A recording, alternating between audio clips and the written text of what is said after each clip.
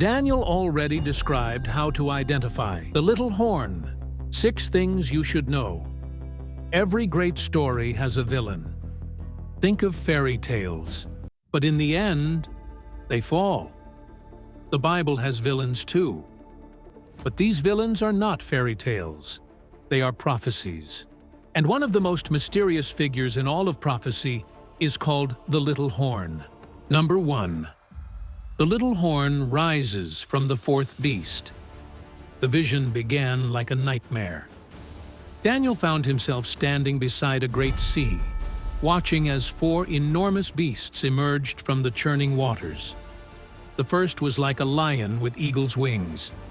The second resembled a bear, raised up on one side with 3 ribs in its mouth.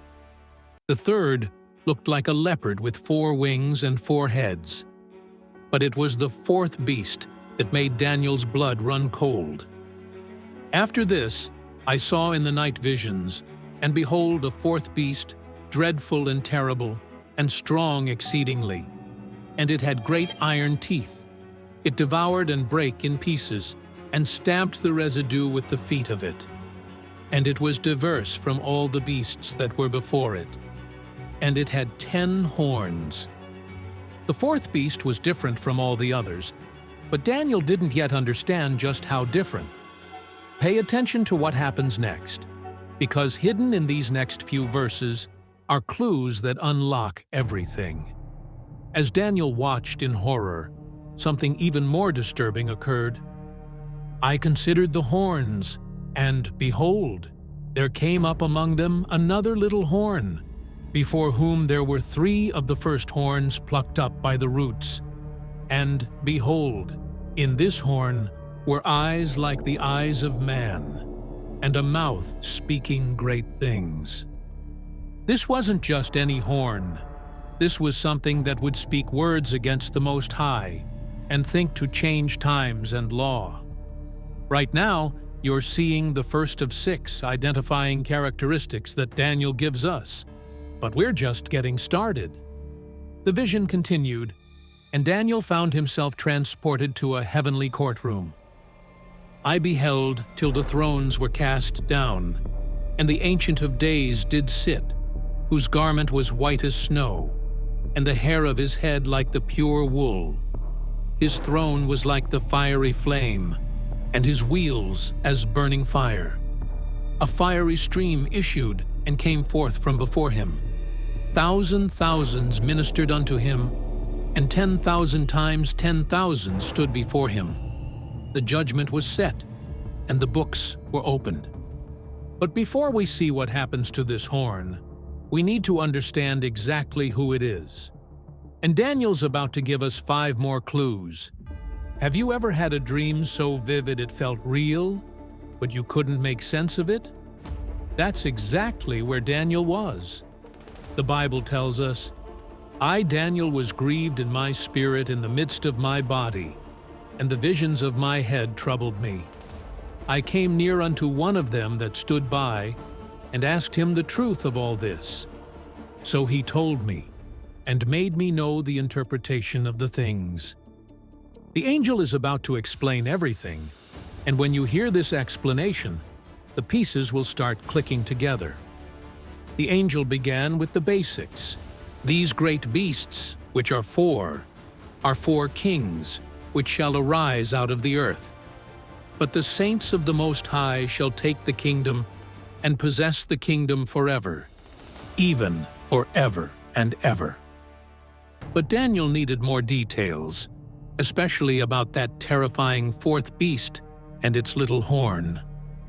Then I would know the truth of the 4th beast, which was diverse from all the others, exceeding dreadful, whose teeth were of iron, and his nails of brass, which devoured, brake in pieces, and stamped the residue with his feet, and of the 10 horns that were in his head, and of the other which came up, and before whom 3 fell, even of that horn that had eyes, and a mouth that spake very great things, whose look was more stout than his fellows. We're building a profile here, and each detail narrows down the possibilities. Let me show you exactly what the angel revealed to Daniel, because these 6 characteristics create an unmistakable fingerprint that points to one specific power in history. Here's the first thing you need to know. The angel explained to Daniel, "The 4th beast shall be the 4th kingdom upon earth, which shall be diverse from all kingdoms, and shall devour the whole earth, and shall tread it down, and break it in pieces."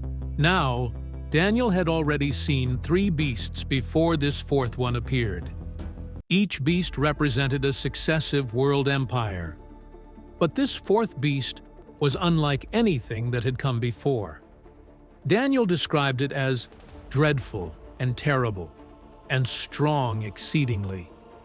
It had great iron teeth that devoured and broke in pieces everything in its path. This wasn't just another kingdom. This was a military machine that would crush all opposition. History confirms that this 4th beast represents Rome, the Iron Kingdom that conquered and ruled the known world. No empire in history matches the description of this 4th beast like Rome does. Rome's military might was legendary. Its iron legions marched across Europe, Africa, and Asia, bringing the entire Mediterranean world under its dominion. The Roman Empire reached its greatest extent under Emperor Trajan around 117 AD, stretching from Britain to the Persian Gulf, from the Rhine River to the Sahara Desert.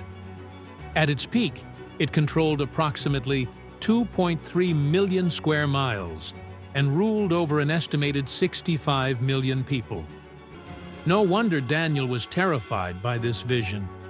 He was seeing the rise of the most powerful empire the world had ever known. But here's where it gets interesting. This isn't talking about ancient Rome at its height. The timing is all wrong for that. The little horn doesn't emerge during Rome's golden age under Augustus or Trajan. It doesn't appear during the Pax Romana, when Roman power was at its zenith. Instead, the little horn rises from the remnants of Rome, after Rome has been weakened and divided, not from Rome's strength, but from Rome's weakness, not from its unity, but from its division. This is crucial to understanding the identity of the little horn, because it means we're not looking for a military power that arose during Rome's heyday. We're looking for a different kind of power, one that could fill the vacuum left by Rome's collapse. Keep this detail in mind, because when we get to number 4, you'll see why the timing matters so much. The little horn's emergence after Rome's division is the key to identifying exactly when this power would rise to prominence. Number 2. The little horn comes up among 10 horns. The angel continued, "And the 10 horns out of this kingdom are 10 kings that shall arise, and another shall rise after them, and he shall be diverse from the first, and he shall subdue 3 kings." This is absolutely crucial, and here's why. The little horn doesn't arise in isolation somewhere else in the world. It emerges specifically among the 10 kings that come from the 4th beast, Rome. This geographical and political specificity is remarkable. We're not looking for a power that developed in China or India or the Americas. We're looking for something that arose right in the heart of what used to be the Roman Empire. But notice something important. Daniel didn't just see 10 horns. He saw 10 horns, and then he saw something else. Another horn, a little one, that came up among them. The word "among" in the original language suggests rising up from the same geographical region, emerging from the same political situation, but being fundamentally different in character. This little horn wouldn't be just another barbarian kingdom established through military conquest. It would be something diverse, something different, and it would arise right there in the heart of Europe, among these 10 divisions of Rome. We're building a profile here and each detail narrows down the possibilities. We're looking for a power that emerged geographically among the 10 kingdoms of Western Europe, but was fundamentally different in nature from those military political kingdoms. Number 3. The little horn destroys 3 kings. This is where the prophecy becomes incredibly specific. I beheld, and the same horn made war with the saints, and prevailed against them. And he shall speak great words against the Most High, and shall wear out the saints of the Most High, and think to change times and laws. And they shall be given into his hand until a time and times, and the dividing of time. And the 10 horns out of this kingdom are 10 kings that shall arise, and another shall rise after them. And he shall be diverse from the first, and he shall subdue 3 kings. The word subdue in the original Aramaic is fascinating. It doesn't just mean defeat in battle. It means to humble, to bring low, to utterly destroy. This little horn wouldn't just win battles against 3 kingdoms. It would completely eliminate them from existence. Number 4. The little horn emerges after the 10 horns. Pay close attention to this timing detail in Daniel 7:24, because it's absolutely crucial for identifying this power. The phrase "after them" is the key that unlocks the entire timeline. The little horn doesn't rise simultaneously with the 10 horns. It rises after they are established, after they have become settled powers in their respective territories. Number 5. The little horn speaks great words against the Most High. We've seen where it comes from and when it rises. Now, we're going to see what it does. Daniel was very specific about this characteristic. And he shall speak great words against the Most High, and shall wear out the saints of the Most High, and think to change times and laws. And they shall be given into his hand until a time and times, and the dividing of time. What does it mean to speak great words against the Most High? This isn't just criticism or opposition. The original Hebrew suggests claiming the prerogatives and authority that belong to God alone. But speaking against God was just the beginning. Its next action was even more audacious. Number 6. The little horn thinks to change times and law. This is perhaps the most specific identifying characteristic Daniel gives us. Think about this. What power in history has had the authority to change religious observances for millions of people? Daniel recorded that this power would be given authority until a time and times and the dividing of time. This same time period appears throughout biblical prophecy, always referring to the same duration. In Revelation 12:6, it's described as 1,260 days. In Revelation 12:14, it's a time and times and half a time. In Revelation 13, it's 40 and 2 months. All of these expressions equal exactly 1,260 prophetic days. And the third angel followed them, saying with a loud voice, "If any man worship the beast and his image, and receive his mark in his forehead or in his hand, the same shall drink of the wine of the wrath of God, which is poured out without mixture into the cup of his indignation, and he shall be tormented with fire and brimstone in the presence of the holy angels, and in the presence of the Lamb." But there's also hope in these prophecies. Daniel saw that despite the little horn's persecution of God's people, they would ultimately be vindicated. But the judgment shall sit, and they shall take away his dominion, to consume and to destroy it unto the end.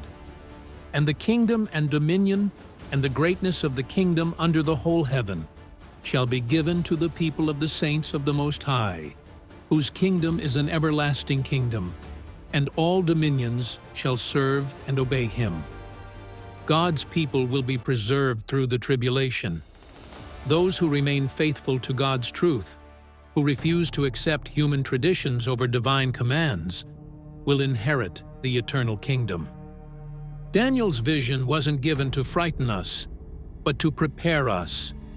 By understanding these prophecies, we can recognize the signs of the times and make informed decisions about our eternal destiny.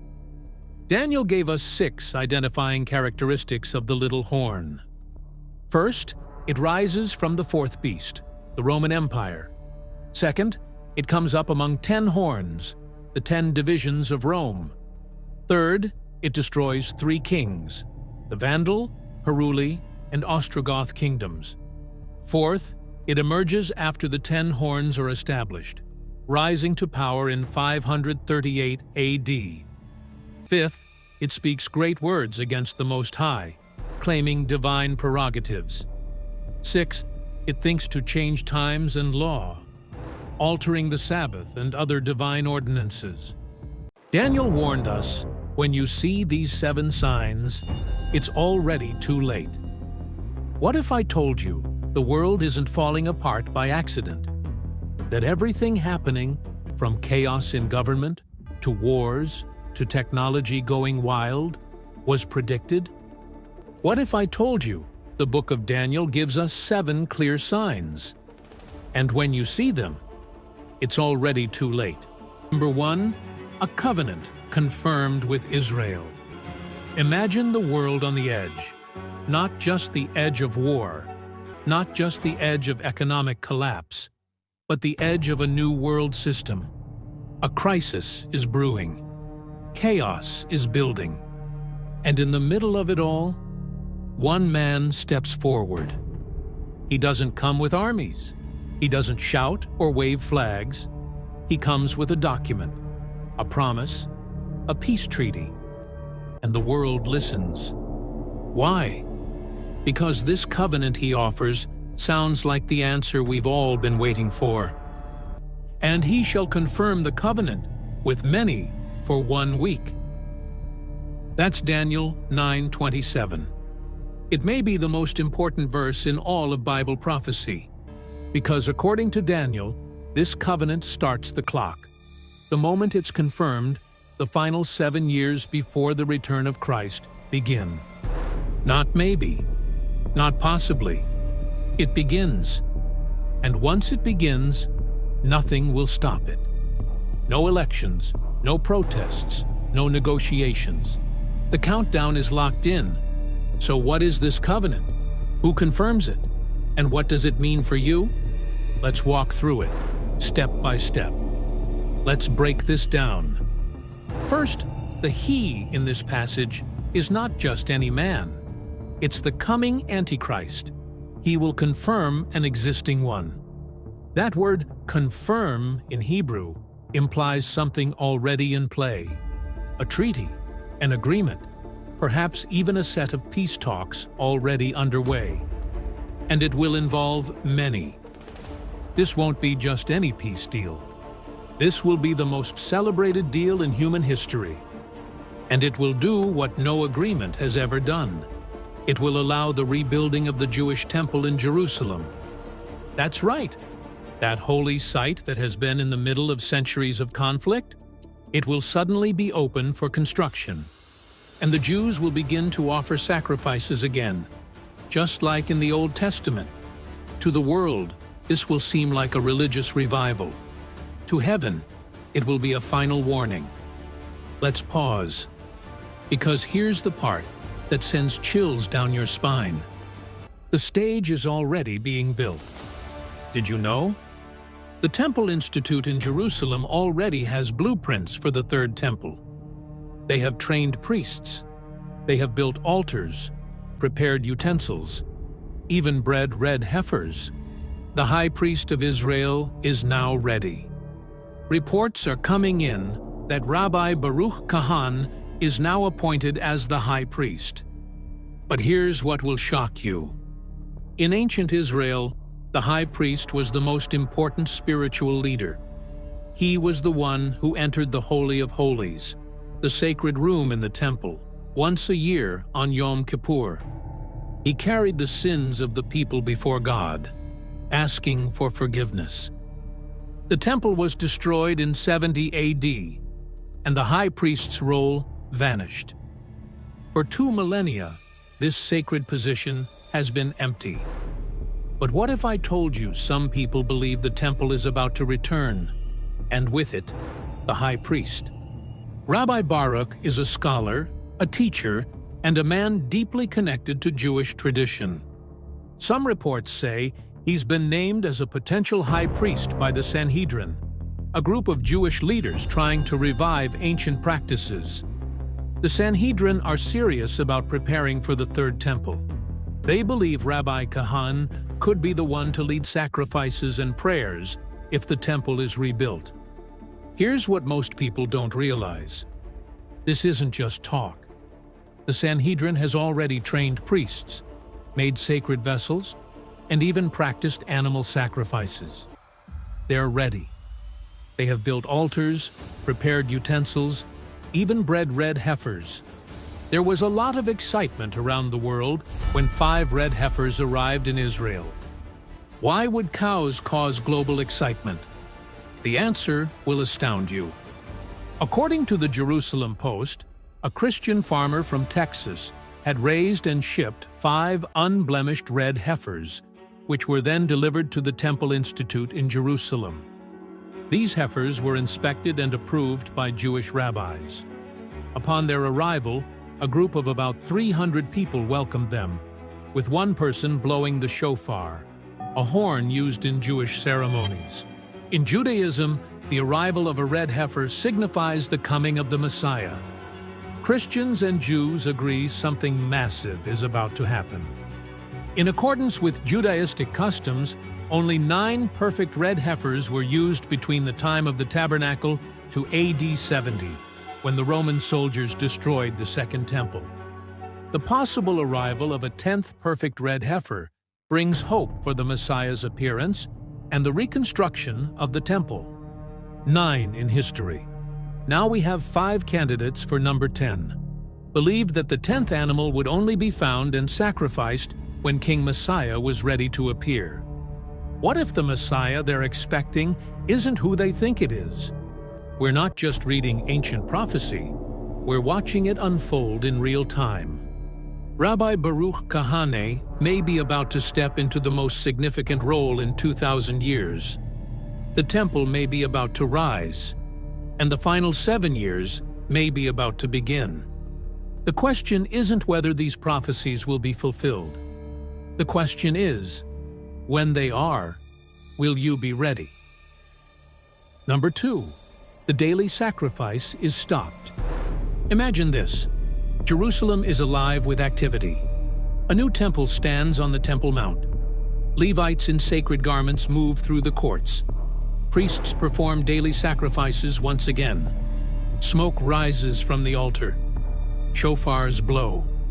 The rhythm of ancient worship returns.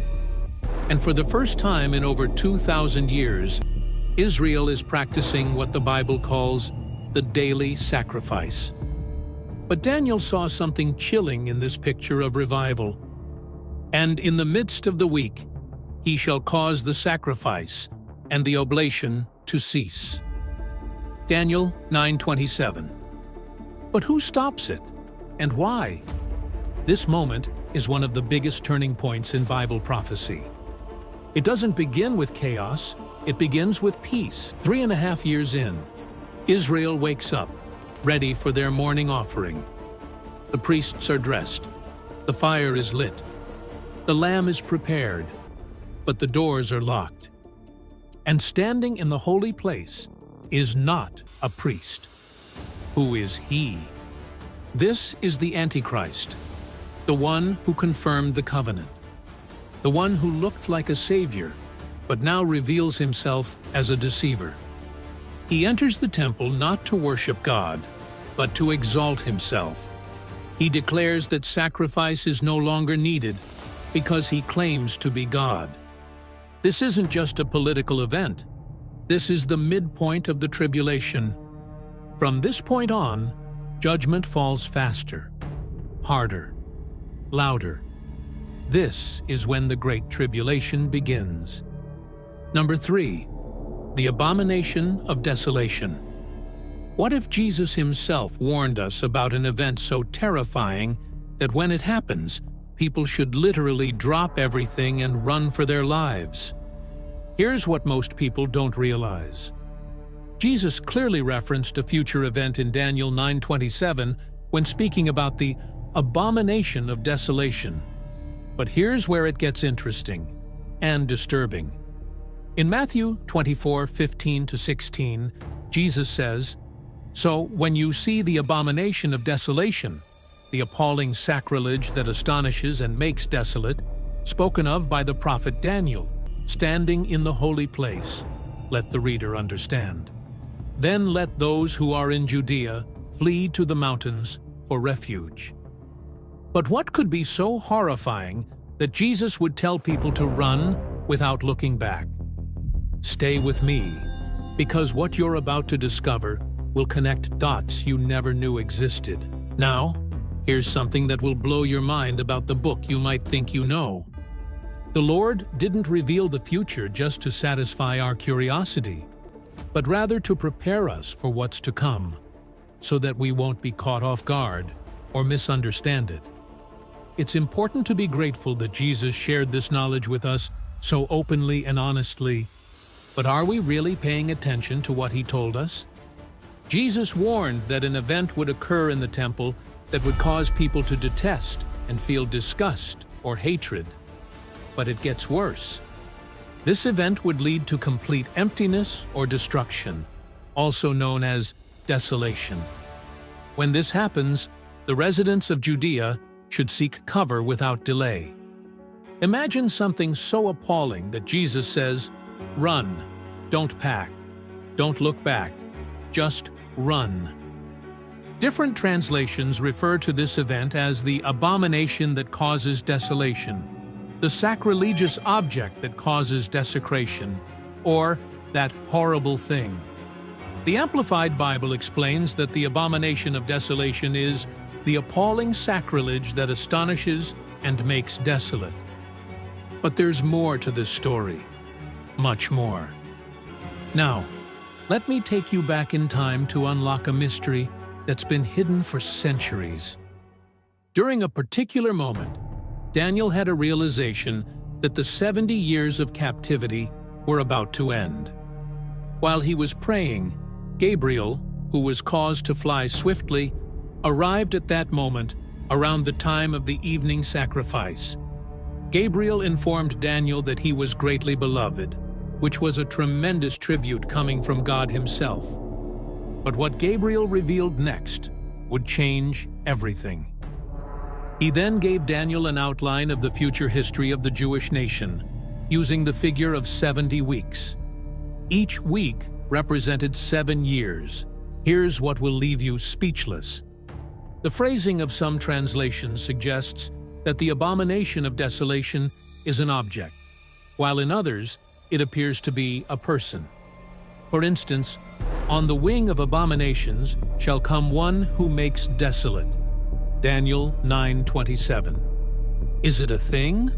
Or is it someone? What if it's both?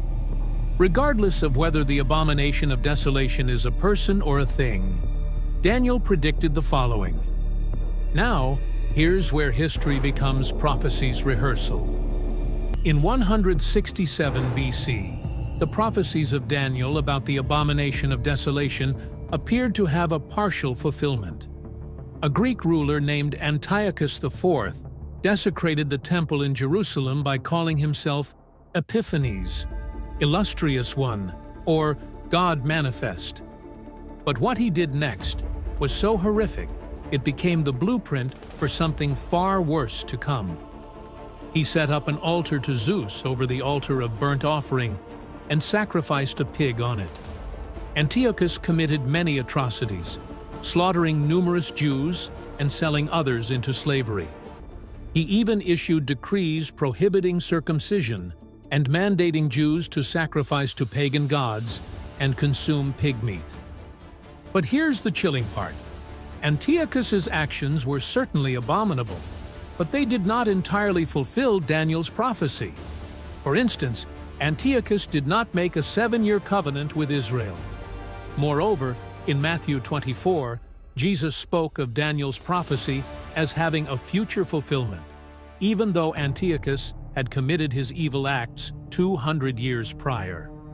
If that was just the preview, what will the main event look like?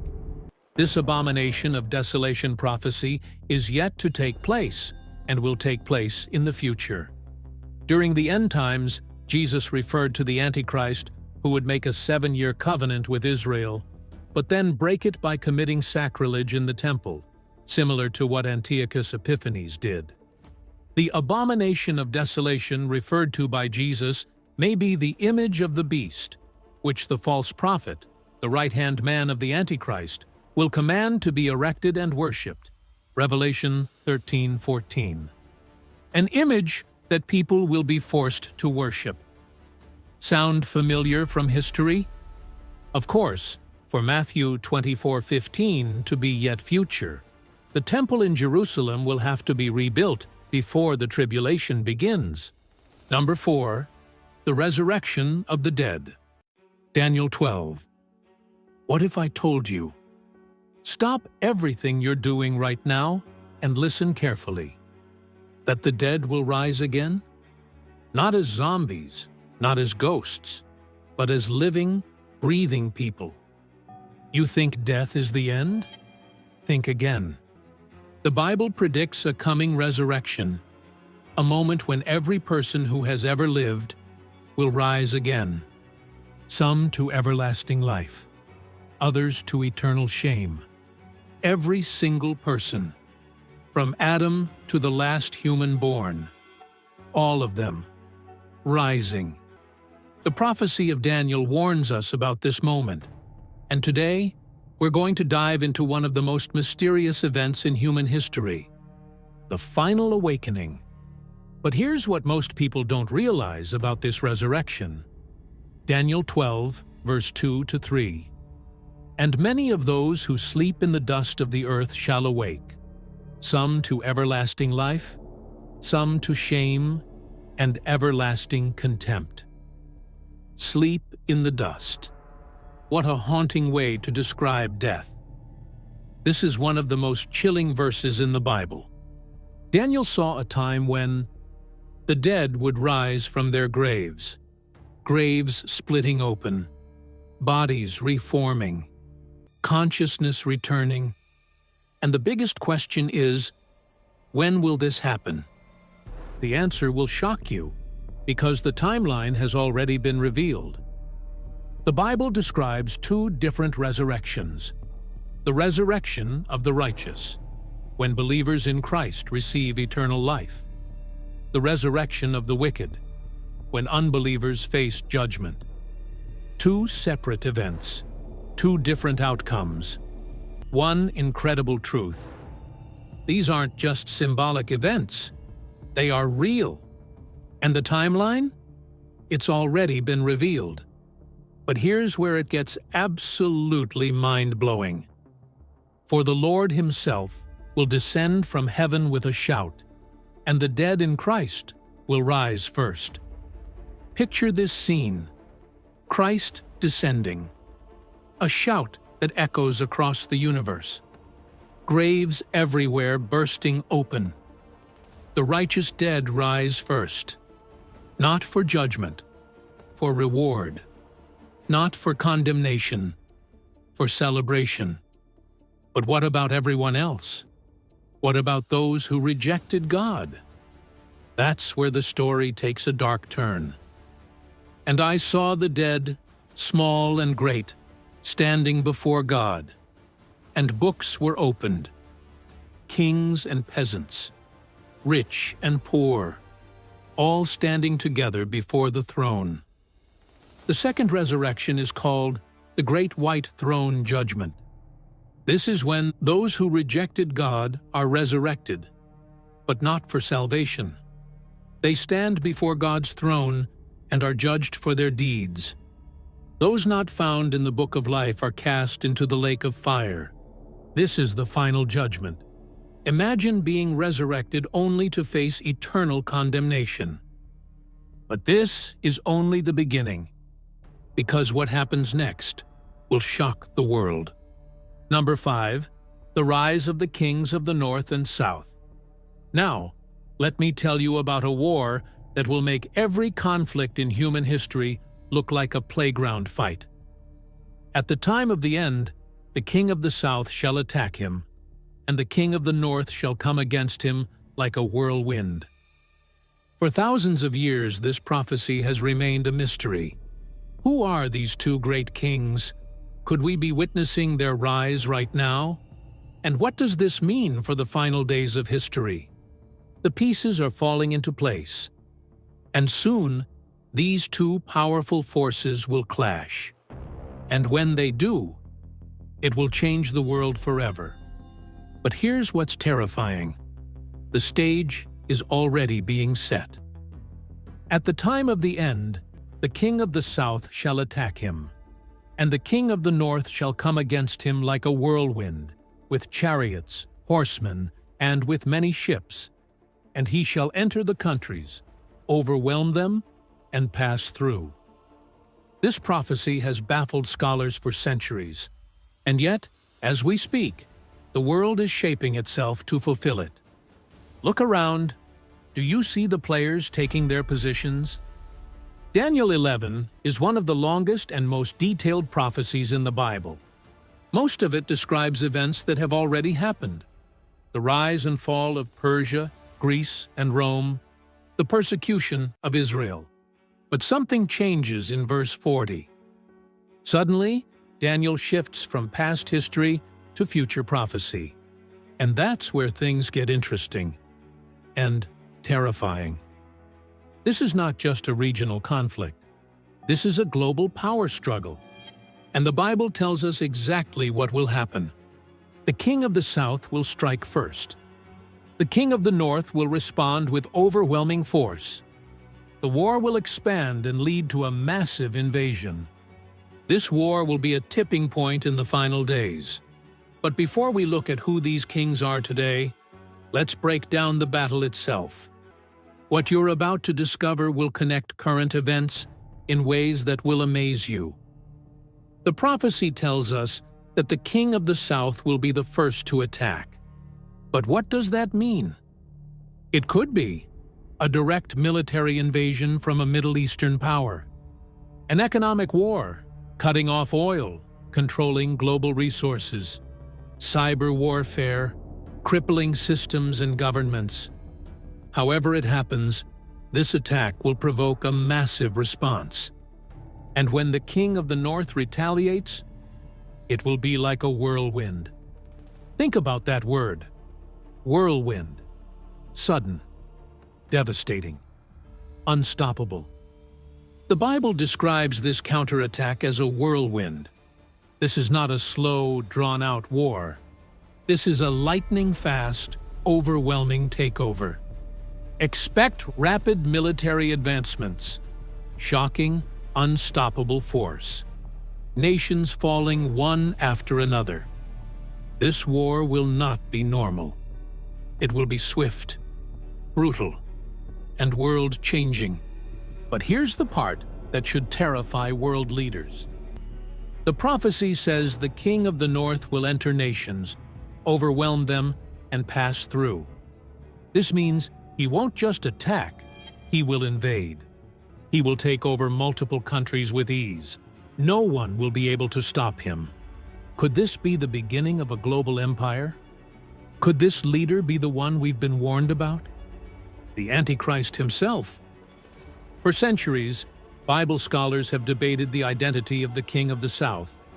But to unlock this mystery, we need to look back at history, because history holds the key to understanding what's coming next.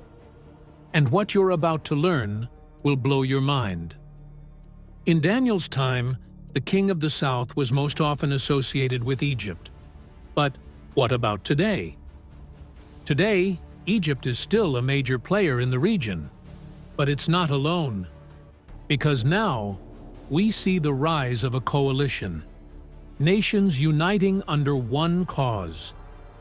Look at what's happening right now in the Middle East.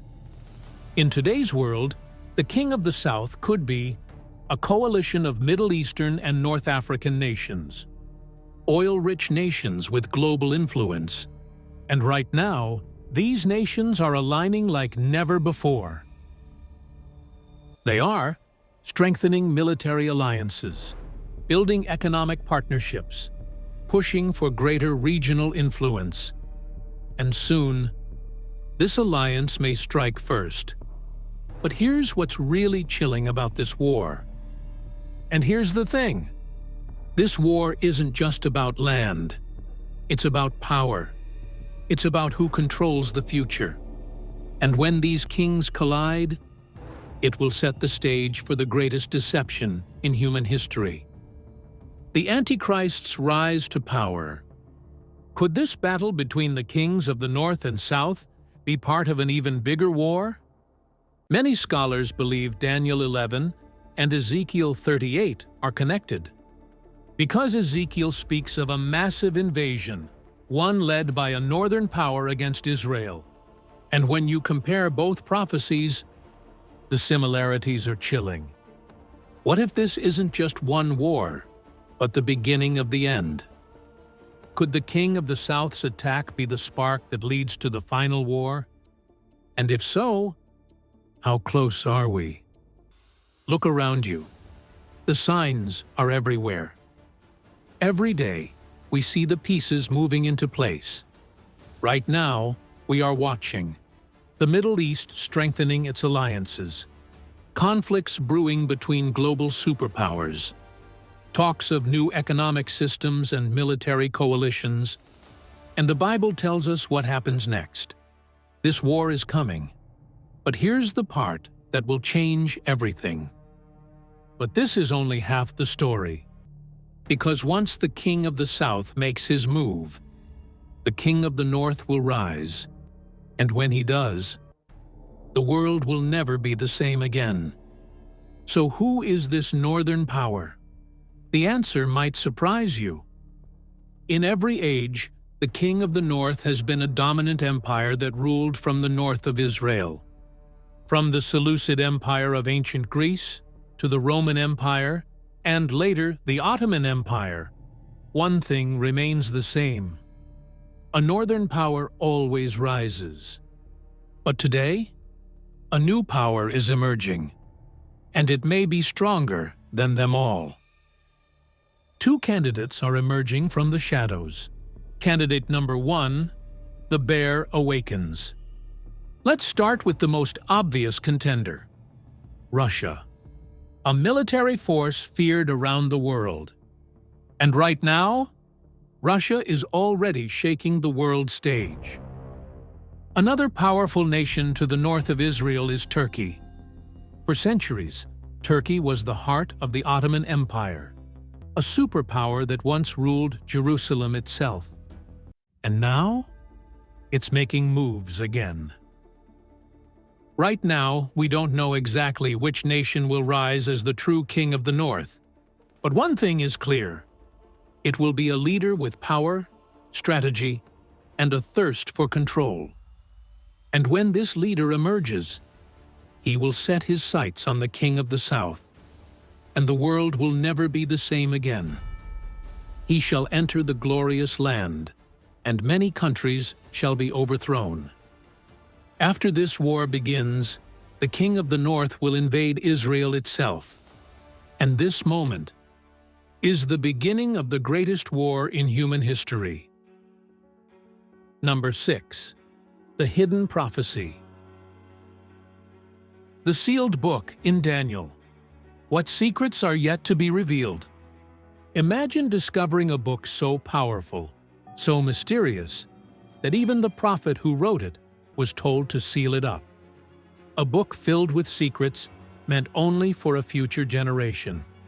That's exactly what happened in the book of Daniel chapter 12 verse 4. But thou, O Daniel, shut up the words and seal the book, even to the time of the end. Many shall run to and fro, and knowledge shall be increased. A sealed book, hidden knowledge, a divine message locked away for thousands of years. What could be inside? And more importantly, could it be opening right now? What if Daniel's book was sealed because the world wasn't ready for the truth? We have reached a chapter that is different from all the other prophecies in the Bible. God is so wise that He knows how much of the future we can handle, how much to tell us, and how much to keep secret. I thank Him that He has kept so much of the future hidden. If He had told us everything, I don't think we could handle it. But what He has shown us is important and is exactly what we need to know. Let me remind you that prophecy is a miracle. The Bible itself is a miracle. People cannot predict the future in detail. We only write history after it has happened. Only God has the power to write history before it happens. That's why some people don't believe it's possible. If you don't believe in God, and if you don't believe in a God of miracles, then you won't believe that the future can be told in such detail. Since God can know and reveal the future, how can a man learn it from God? How could a man like Daniel write about things that had not happened yet? Daniel felt the same way many of us do today. You look at the world, you read the newspaper, you watch the news on TV, and you wonder, what on earth is going on? Where is this all leading? It seems like the world is out of control. What is God doing, and where is He? Daniel was determined to get an answer from God, and now we know that the very first day he prayed, God heard him. God sent an angel with the answer. But there was a battle in the spiritual world. A good angel was bringing the answer to Daniel, but a bad angel tried to stop him. The forces that fought against Daniel's revelation are still fighting today. 3 weeks after Daniel started praying, the angel arrived to tell him the future. The story of the sealed book takes place in Daniel 12. Here it is, the time of trouble destined for Israel. We see that. At that time Michael shall stand up, the great prince who stands watch over the sons of your people. And there shall be a time of trouble, such as never was since there was a nation. But then, the angel does something unexpected. Instead of explaining the vision fully, he tells Daniel to seal up the prophecy. But you, Daniel, shut up the words and seal the book until the time of the end. Daniel 12, verse 4. Why? Why would God hide this prophecy until the time of the end? Now, there are some important instructions. Daniel is told, the words are closed up and sealed until the time of the end. It wasn't time for people to fully understand this prophecy yet. This is amazing. Many parts of the Bible weren't written just for the people of that time. They were written for us, so we could read them and be encouraged. Some parts of the Bible come alive in certain situations. Could we be the generation this was written for? It's an exciting thought, isn't it?